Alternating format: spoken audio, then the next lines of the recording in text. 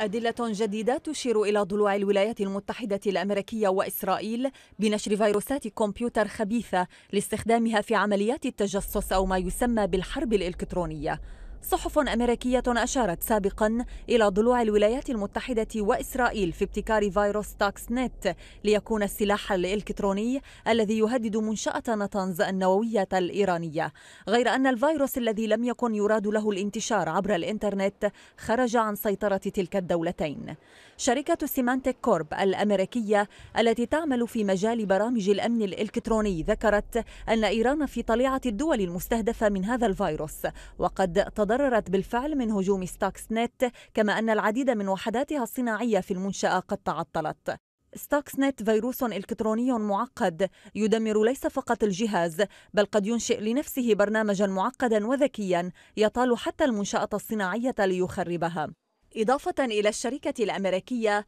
كشفت شركة كاسبر سكاي لاب الروسية أيضا أدلة على تورط الولايات المتحدة بابتكار فيروسات إلكترونية، مشيرة إلى أن مشغلي فيروس فليم ربما ابتكروا أنواعا متطورة من الفيروسات لم تكتشف بعد. فليم أو اللهب الإلكتروني يستهدف أجهزة الحاسوب بهدف جمع معلومات استخبارية، وهو نظام إلكتروني مشترك بين إسرائيل وأمريكا، ويوصف أيضا بأنه أشد الأسلحة الإلكترونية تعقيدا، فهو يثبت نفسه على الأجهزة المستهدفة كبرنامج تحديث من شركة مايكروسوفت، ثم يقوم بإرسال معلومات عن كل شيء في الحاسوب، ويفعل أيضا الميكروفون لتسجيل المحادثات القريبة منه. وتقول الشركة إن لديها أدلة دامغة على وجود تعاون في مرحلة واحدة على الأقل بين البرمجية الخبيثة لفيروس فليم وبرمجية ستاكس نت الذي استخدم للهجوم إلكترونيا عام 2010